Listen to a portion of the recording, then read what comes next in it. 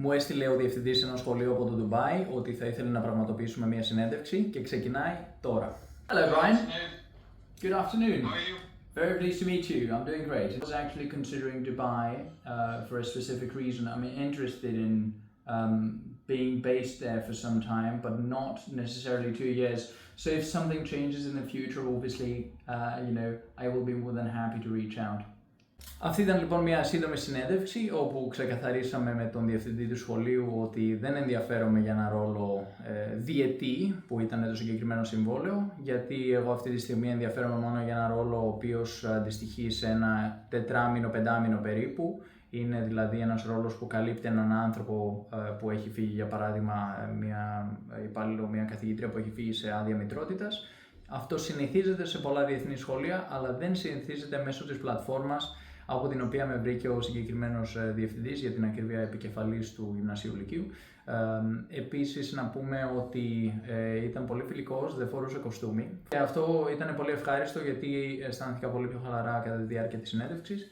Φυσικά το γεγονός ότι δεν έψαχνα για να βρω δουλειά αυτή τη στιγμή, απλώς μου ήρθε αυτό το μήνυμα πριν 2 μέρες μέσω της πλατφόρμας Search Associates, βοήθησε πάρα πολύ γιατί δεν είχα κάτι να χάσω. Για την ακρίβεια, ένας από τους βασικούς λόγους που δέχτηκα να πραγματοποιήσω την κλήση ήταν ότι δεν είχα πραγματοποιήσει αίτηση, δεν είχα ξοδέψει χρόνο, γιατί συχνά μια αίτηση απαιτεί χρόνο, δηλαδή να καταθέσεις τα έγγραφά σου, να στείλεις cover letter κλπ. Να τους πεις γιατί ενδιαφέρεσαι να σε προσλάβει το σχολείο. Ο άνθρωπος μου έστειλε μήνυμα: σε ευχαριστούμε για την αίτησή σου. Θα χαρούμε να πραγματοποιήσουμε μια κλήση, και μου έστειλε ένα calendly link για να μπορέσω να κλείσω κάποια κλήση μέσα στις επόμενες 2 μέρες από τη στιγμή που έλαβα το email. Και λέω: τι έχουμε να χάσουμε, ας πραγματοποιήσουμε μια συζήτηση. Πολύ χρήσιμες οι πληροφορίες. Τώρα φυσικά θα πρέπει να μεταφράσω τα νούμερα που μου έδωσε ο άνθρωπος, γιατί μου είπε ότι η μισθή, ας πούμε, κατά μέσο όρο είναι 20.000 AED. Τώρα αυτό, αν το μετατρέψουμε σε ευρώ, είναι περίπου 4.700 ευρώ το μήνα. Είναι χρήσιμο αυτό να το ξέρουμε. Ξεκινάνε βέβαια από 17.000, δηλαδή περίπου 4.000 ευρώ, 17.000 δικό τους νόμισμα, 4.000 ευρώ το μήνα, και πάνε μέχρι 5.400 ευρώ. Έκανα τις μετατροπές τώρα. Όλα μου ακούστηκαν πάρα πολύ χρήσιμα, πάρα πολύ καλά. Σου δίνουν μια βίζα αρχικά διετή και στη συνέχεια φαντάζομαι ανανεώνεται για περισσότερα χρόνια. Σε καλύπτουν ετησίως για να επιστρέψεις στον τόπο διαμονής σου. Δηλαδή, αν έχεις πραγματοποιήσει αίτηση από την Αγγλία, εγώ γενικά δηλώνω ότι διαμένω στην Αγγλία και από εκεί θεωρητικά θα μου δίνανε την πτήση αυτή, την ετήσια, δωρεάν στο Ντουμπάι και πίσω. Σε κάποια σχολεία συχνά σου λένε ότι μπορούμε να κάνουμε μια αλλαγή, να πραγματοποιήσουμε αλλαγή. Για παράδειγμα, αν θέλεις να πας στην Ελλάδα, ιδίως αν είναι πιο οικονομικό. Απλώς κάποια σχολεία μπορεί να είναι λίγο πιο αυστηρά και να σου πούνε: όχι, πρέπει να πετάξεις εκεί στη χώρα από όπου έχεις πραγματοποιήσει την αίτηση, και μετά να βρεις εσύ τη δική σου λύση για να πετάξεις κάπου αλλού. Σου καλύπτουν φυσικά και την υγεία, υπάρχει ιδιωτική ασφάλεια υγείας. Και στη συνέχεια μας είπε ο άνθρωπος εδώ, ο Brian, ότι κάθε χρόνο που εργάζεσαι στο σχολείο εκεί στο Ντουμπάι, σου δίνουν ένα bonus, να το πούμε έτσι, 3/4 του μισθού σου. Για κάποιον που θα εργαστεί για παράδειγμα 2 χρόνια, για 2 χρόνια στο Ντουμπάι, όπως μας είπε ο Brian ότι αυτό το αρχικό συμβόλαιο ήταν διετές, 3.000 για τον πρώτο χρόνο και 3.000 για το δεύτερο, φεύγεις και σου δίνουν 6.000 ευρώ στο χέρι φεύγοντας. Αν μείνεις φυσικά παραπάνω χρόνια, αυξάνεται αυτό το ποσό, και αν αυξηθεί και ο μισθός σου, θα αυξηθεί και λίγο παραπάνω φυσικά το ποσό το ετήσιο, γιατί αντιστοιχεί σε 3/4 ενός μηνιαίου μισθού σου.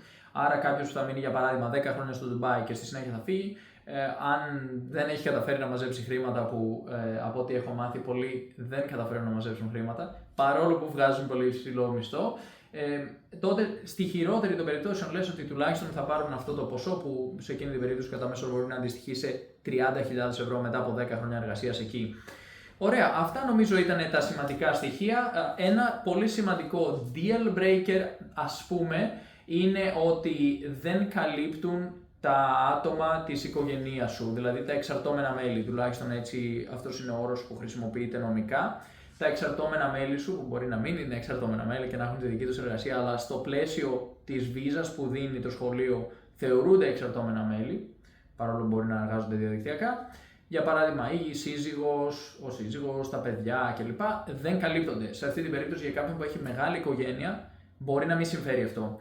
Αν κάποιος έχει μόνο μια μικρή οικογένεια, για παράδειγμα στη δική μου περίπτωση που θα ταξίδευα μόνο με την Νίκη, με τη σύζυγό μου, σε αυτή την περίπτωση μας είπε ο Brian ότι το κόστος αντιστοιχεί για τη βίζα σε 1.500 λίρες, Δηλαδή, πόσο να πούμε, καμιά 1.700 ευρώ, να πούμε κάπου εκεί, για να το κάνουμε ακριβώς. 1.730 ευρώ για τη διετία, αυτό είναι μόνο για τη βίζα. Στη συνέχεια θα έχει κάποιο κόστος φυσικά και για τα αεροπορικά εισιτήρια.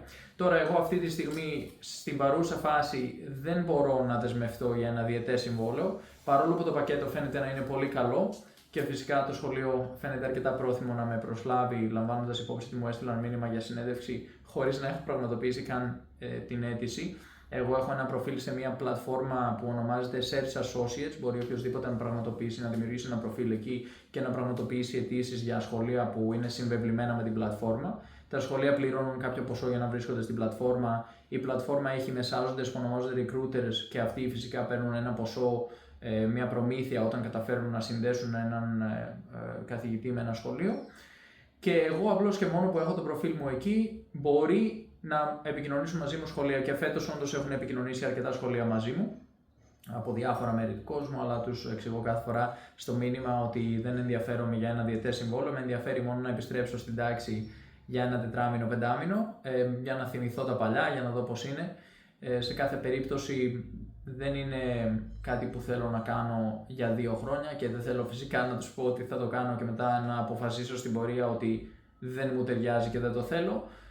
Δεν θέλω να πραγματοποιήσω κάτι τέτοιο γιατί δεν θέλω να αλλάξω τον ομαδικό τρόπο ζωής μου, αλλά το να μείνω στο Ντουμπάι για 4-5 μήνες για μένα θα ήταν μια επιλογή που βγάζει νόημα, από την άποψη ότι μπορώ να επισκεφθώ τα Ηνωμένα Αραβικά Εμιράτα, πολλά άλλα μέρη, παρόλο που θα εργάζομαι καθημερινά στο σχολείο και αυτό είναι πιο δεσμευτικό σε σχέση με το να εργάζεσαι από τον υπολογιστή σου, γιατί όταν εργάζεσαι από τον υπολογιστή σου μπορείς να βγεις έξω, να κάνεις μια βόλτα, να ξεκινήσεις tour, να ρυθμίσεις τα ωράρια σου αλλάζουν κάθε εβδομάδα. Μπορεί οι μαθητές μου να μου ακυρώσουν μαθήματα μια μέρα και να έχω ελεύθερη τη μέρα και να φύγω, ενώ στο σχολείο αυτό δεν πρόκειται να γίνει ποτέ.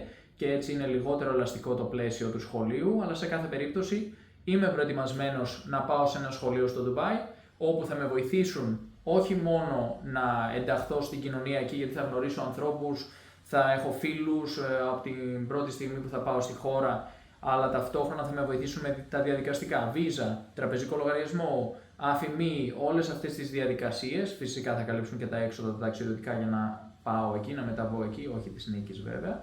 Το συγκεκριμένο σχολείο, όχι της Νίκης, αλλά θα τα κάλυπταν. Σε κάθε περίπτωση αυτό είναι ένα bonus μέσα σε όλα αυτά, γιατί εσύ από τη στιγμή που θα πας εκεί θα βγάλεις και μια ταυτότητα, θα βγάλεις τραπεζικούς λογαριασμούς κλπ.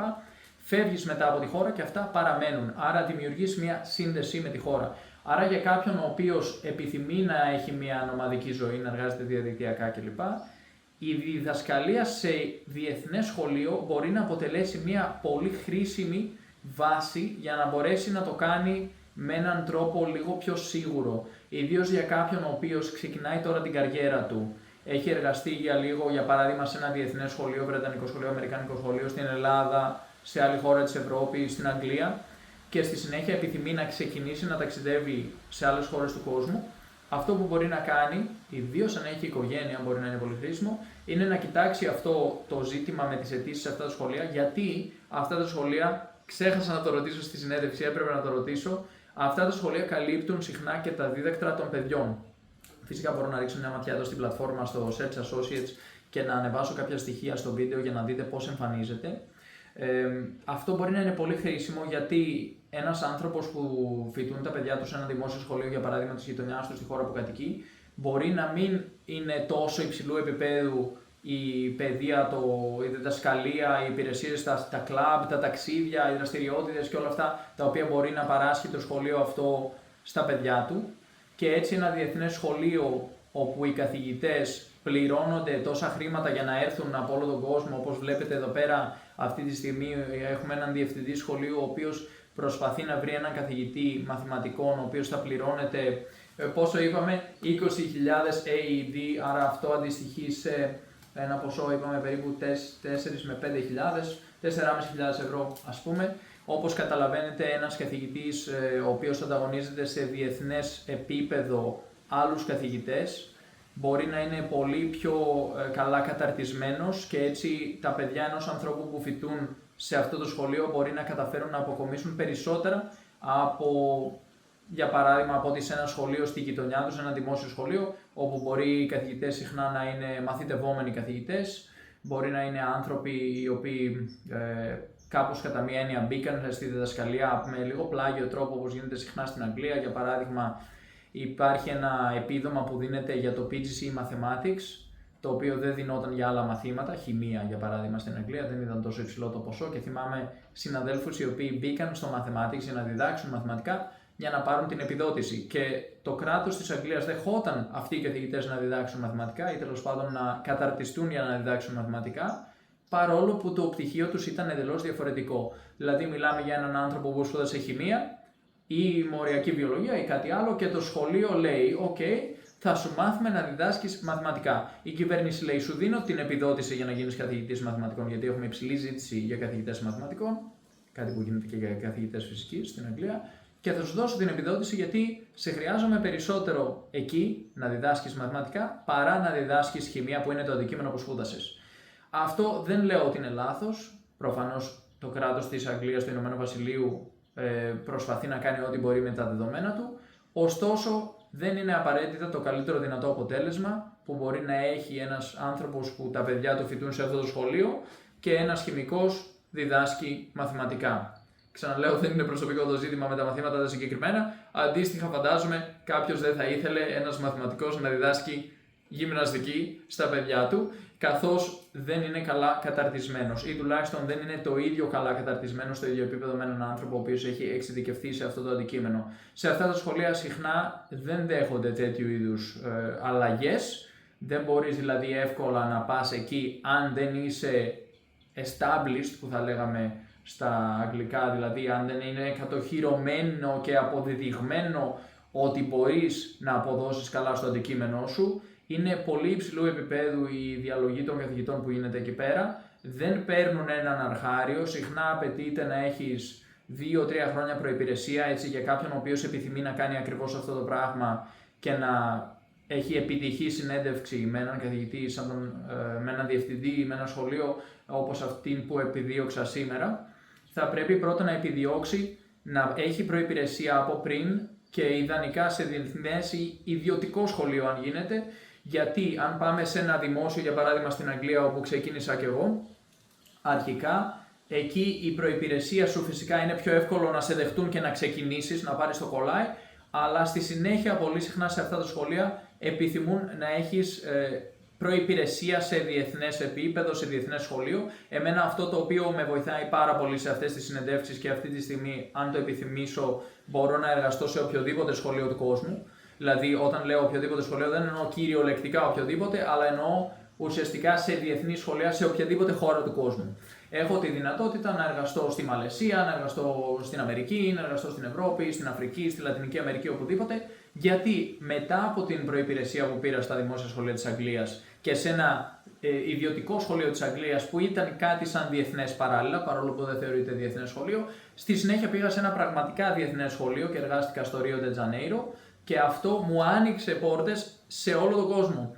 Παρόλο που εμένα η δουλειά μου η διαδικτυακή πήγαινε πάρα πολύ καλά, ενώ ήμουν στο σχολείο στο Ρίο ντε Τζανέιρο και ήξερα ότι κατά μία έννοια μπαίνει μέσα η εταιρεία μου ενώ ταυτόχρονα εγώ εργάζομαι στο σχολείο, δεν ήθελα να σταματήσω το διετές συμβόλαιο που είχα υπογράψει και να το σπάσω εκεί στο Ρίο ντε Τζανέιρο, γιατί θεώρησα ότι αυτό μπορεί να μου χρειαστεί αργότερα, να έχω ολοκληρώσει το διετές συμβόλαιο, να πάρω καλές συστατικές επιστολές από το σχολείο, γιατί μπορεί μια μέρα χτύπα ξύλο, η εταιρεία μου δεν πάει καλά, η δουλειά μου δεν πάει καλά, έχω ένα plan B.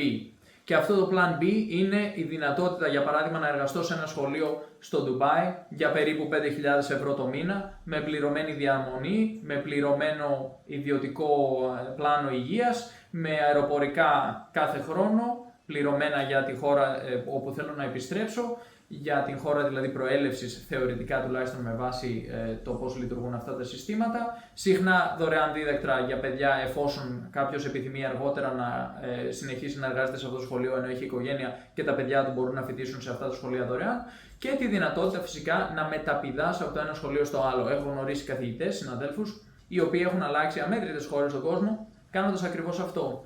Αυτό δεν μπορώ να το αποκαλέσω nomad, δεν μπορώ να το αποκαλέσω νομαδικό, καθώς η συχνότητα με την οποία αλλάζουν τοποθεσία αυτοί οι άνθρωποι είναι συνήθως 2 χρόνια. Οι άνθρωποι που θέλουν να το κάνουν γρήγορα ίσως να μπορούν να το κάνουν ανά 1 έτος. Είναι λίγο πιο σπάνιο να σου δώσουν ετήσιο συμβόλαιο αντί για διετές συμβόλαιο. Αλλά γίνεται κιόλας και αυτό. Αυτό που έχω δει όμως από συναδέλφους είναι, για παράδειγμα, 2 χρόνια Ιαπωνία, 2 χρόνια Ταϊλάνδη, 2 χρόνια Βραζιλία, 2 χρόνια Γερμανία.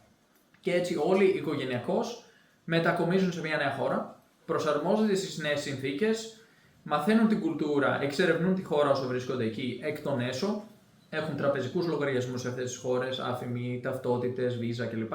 Κάποιοι μάλιστα υποφελούνται και κάποιων προνομίων, όπως είναι για παράδειγμα μια μόνιμη ταυτότητα.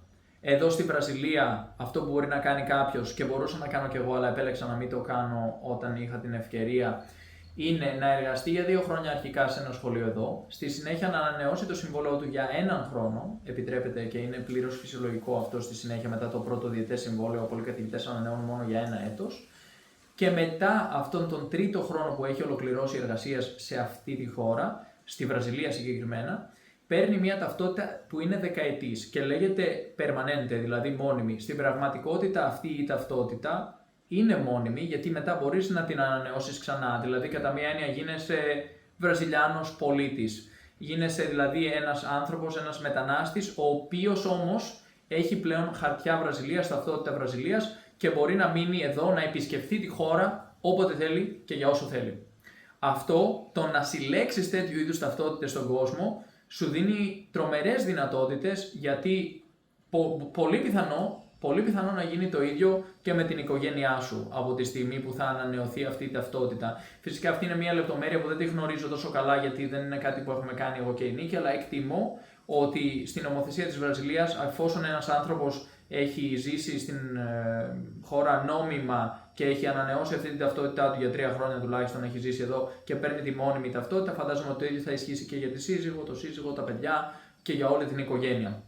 Εμείς μπορούσαμε να το κάνουμε, αλλά αυτό θα ήταν πολύ ζημιογόνο να ανανεώσουμε δηλαδή το συμβόλαιό μου να το ανανεώσω για 1 τρίτο χρόνο όταν βρισκόμασταν εδώ μεταξύ του 2020 και 2022, γιατί θα χάναμε όλες τις επαγγελματικές ευκαιρίες που είχαν προκύψει διαδικτυακά με την εταιρεία μου και τη δυνατότητα να ταξιδεύουμε παράλληλα μόνιμα. Όσο και αν αγαπούσαμε τη χώρα της Βραζιλίας και όσο και αν υπήρχαν κίνητρα και επαγγελματικές ευκαιρίες εδώ και είχαμε καλή σχέση με το σχολείο, αποφασίσαμε να φύγουμε. Και αυτό είναι ένα μοτίβο που έχει επαναληφθεί αρκετές φορές πλέον, δηλαδή μας αρέσει ένα μέρος, όλα πηγαίνουν καλά, παρόλα αυτά φεύγουμε. Και όταν φεύγουμε επί αυτής της ώρης, δηλαδή όταν όλα πηγαίνουν καλά, έχουμε καλές σχέσεις με το σχολείο, έχουμε καλή επαγγελματική απόδοση, επιδόσεις στο σχολείο, στο ρόλο μας, παρόλα αυτά φεύγουμε, έχουμε μια πόρτα η οποία δεν έχει κλείσει ποτέ. Αν για παράδειγμα στείλω μήνυμα στο σχολείο μου, το παλιό μου σχολείο, στο Rochester, το Rochester Independent College εκεί πέρα στην Αγγλία, οι άνθρωποι είναι έτοιμοι να μας υποδεχτούν να εργαστούμε εκεί πέρα. Έχουμε διαμονή, θα έχω εγώ σίγουρα ένα πολύ καλό ρόλο στο σχολείο στο τμήμα των μαθηματικών και πιθανώς να μπορέσω να εργαστώ ως επικεφαλής γυμνασίου, επικεφαλής λυκείου μέσα σε σύντομο χρονικό διάστημα. Και φυσικά θα έχουμε και πολύ καλή σχέση με το προσωπικό, τους γνωρίζουμε όλους, γνωρίζουμε το μέρος. Η Νίκη θα μπορούσε να εργαστεί στο οικοτροφείο που εργαζόταν προηγουμένως εκεί και να γίνει επικεφαλής σε βάθος χρόνου. Ήταν ξεκάθαρο αυτό ότι θα συνέβαινε. Ή αντίστοιχα, για παράδειγμα, μπορούμε να κάνουμε το ίδιο πράγμα στο Rio de Janeiro, στο σχολείο που εργάστηκα προηγουμένως. Δεν έχουμε κλείσει καμία πόρτα, δεν έχουμε αφήσει πίσω μας κάτι άσχημο, δεν έχουμε μαλώσει με κανέναν. Έχουμε φύγει πάνω στη στιγμή που θα μπορούσε κάποιος να πει θα αρχίσουν να υπάρχουν τριβές, θα αρχίσουν να υπάρχουν προβλήματα, μπορεί να αρχίσεις να μην αποδίδεις τόσο στο ρόλο σου, μπορεί να βαρεθείς, μπορεί να αρχίσουν να σε ενοχλούν κάποια πράγματα που επαναλαμβάνονται. Φεύγουμε πάνω στο σημείο που αποδίδουμε εξαιρετικά και έχουμε εξαιρετικές σχέσεις, οι πόρτες παραμένουν ανοιχτές, οι άνθρωποι αυτοί αποτελούν συνεργάτες ενδυνάμει και ανθρώπους που μας δίνουν συστατικές επιστολές όποτε το χρειαστούμε. Και έτσι συνεχίζουμε και αποκομίζουμε όσο το δυνατόν περισσότερα στοιχεία, όσο το δυνατόν περισσότερα ωφέλη μπορούμε από κάθε ρόλο και από κάθε μέρος που μας φιλοξενεί. Αυτός είναι ο νομαδικός τρόπος ζωής. Σε περίπτωση που κάποιος τον αξιοποιεί με λίγο διαφορετική συχνότητα και μένει σε ένα μέρος για 2 χρόνια για παράδειγμα, όπως κάνουν πολλοί καθηγητές σε αυτά τα διεθνή σχολεία, σε αυτή την περίπτωση ο όρος που χρησιμοποιείται συνήθως είναι expat. Expatriate, αλλά το κόβουν σε expat, Δηλαδή είσαι ένας, δεν ξέρω αν ακούγεται όμορφα αυτός ο όρος, μάλλον όχι, κυριολεκτικά θα ήταν κάτι σαν αποπάτρις. Κάποιος που έχει φύγει από την πατρίδα του, φυσικά στα αγγλικά ακούγεται πιο ευχάριστο, έξω από την πατρίδα του ίσως. Ένας άνθρωπος που έχει φύγει και ζει σαν expat αλλού, πολλοί αναφέρονται στο expat lifestyle, ότι πολλοί άνθρωποι που είναι expats, για παράδειγμα Βρετανοί, Αμερικάνοι που συνηθίζεται, ίσως Γάλλοι, Γερμανοί κλπ. Σε διεθνή σχολεία, πολύ συχνά κάνουν κλίκες, κάνουν παρέες, βγαίνουν όλοι μαζί. Υπάρχει και δυστυχώς ένα φαινόμενο, συχνά αυτοί οι άνθρωποι να μην αφομοιώνονται καλά στην κουλτούρα, να μην μαθαίνουν τη γλώσσα της χώρας. Υπάρχουν άνθρωποι που, για παράδειγμα, συνεργάστηκαν μαζί του στο Rio de Janeiro που κατοικούν ήδη στη Βραζιλία για 15-20 χρόνια και δεν μιλάνε γρή πορτογαλικά. Βγαίνουν πάντα με τους συναδέλφους τους από αυτές τις χώρες. Αυτοί είναι σίγουρα expats και φυσικά οποιοδήποτε είναι expat, είτε αφομοιωθεί είτε όχι, απλώς συχνά όταν αναφερόμαστε σε expats και πολλοί λένε θέλω να έχει expats εκεί για να μπορέσουν τα παιδιά μου να συναναστραφούν με τους expats και εγώ να συναναστρέφω με τους expats, γιατί φοβούνται να συναναστραφούν με τους ντόπιους και να πρέπει να μάθουν άλλη μια γλώσσα, άλλη μια κουλτούρα κλπ. Αυτό το πράγμα ουσιαστικά δημιουργεί και μια αντίληψη για τους expats κάποιες φορές και γι' αυτό εμένα ποτέ δεν μου άρεσε ο όρος expat για να χαρακτηριστώ εγώ προσωπικά όταν κατοικούσαμε στην Αγγλία ή όταν κατοικούσαμε στη Βραζιλία, γιατί εγώ σε όλες αυτές τις χώρες αισθάνομαι ότι είμαι ντόπιος. Δηλαδή στην Αγγλία ποτέ δεν αισθάνθηκα ότι εγώ είμαι ο ξένος.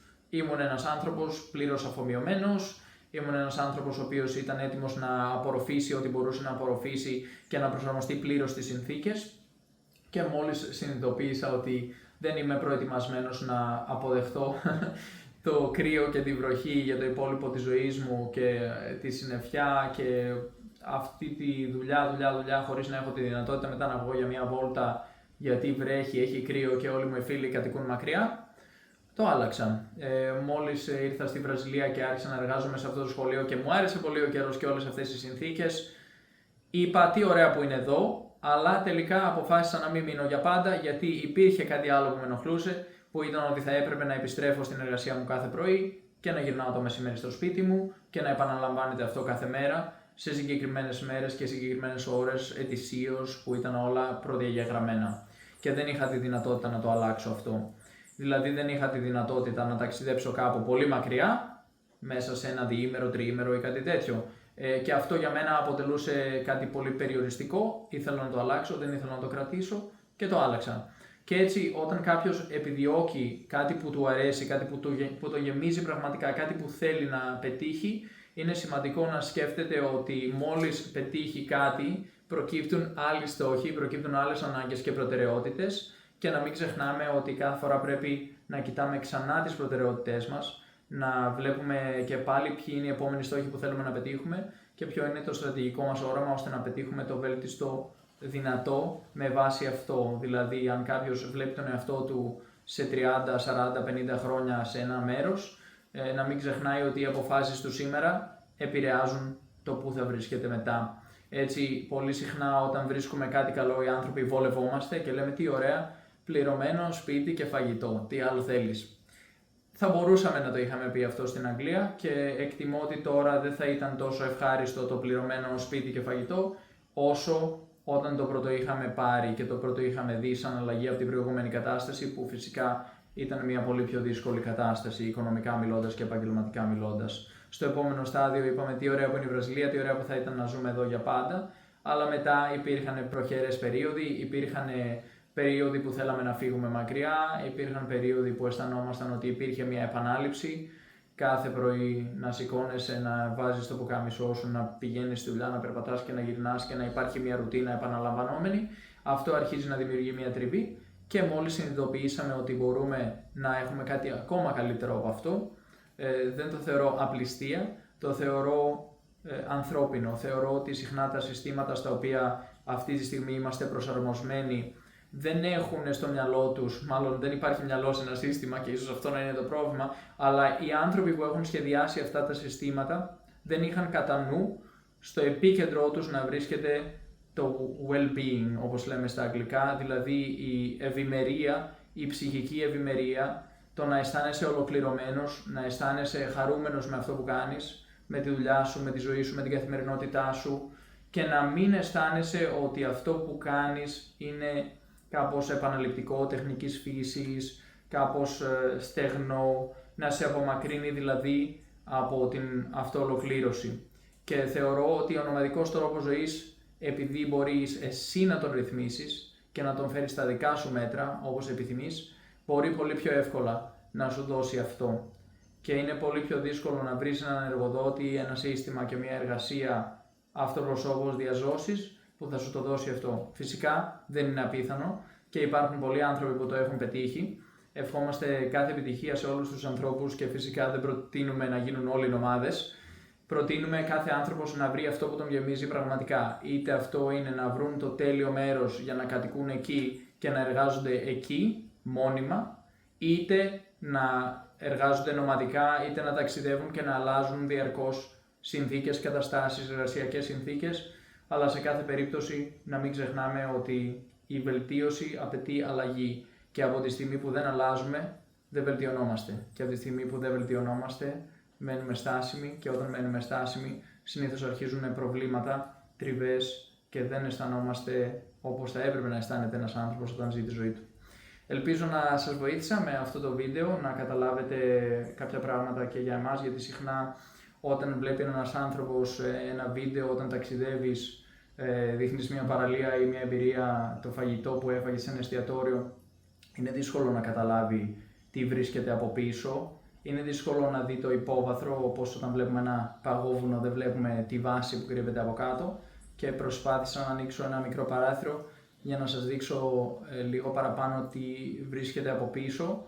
Ένας ψηφιακός νομάς χρειάζεται πολύ ισχυρό υπόβαθρο, τόσο γνώσεων αλλά πολύ περισσότερο ψυχολογικό. Χρειάζεται πολύ ψυχολογική δύναμη για να μπορείς να αντέξεις τόσο τις δυσκολίες όσο τις ευκολίες που μπορεί να σου φέρει αυτός ο τρόπος ζωής, γιατί από τη στιγμή που ξαφνικά οι δυνατότητες είναι αμέτρητες, πρέπει να βρεις έναν τρόπο να επιλέξεις ποιες δυνατότητες σου ταιριάζουν περισσότερο. Και καμιά φορά παραπονιόμαστε που το αφεντικό μας, η εργασία μας αναγκάζει να κάνουμε κάτι, αλλά να μην ξεχνάμε ότι το να επιλέξουμε εμείς ελεύθερα τι θέλουμε να κάνουμε και τι ταιριάζει σε εμάς περισσότερο, είναι ακόμα πιο δύσκολο. Αυτό να μας πει κάποιος τι πρέπει να κάνουμε. Να είστε καλά, καλή συνέχεια και τα λέμε στο επόμενο βίντεο.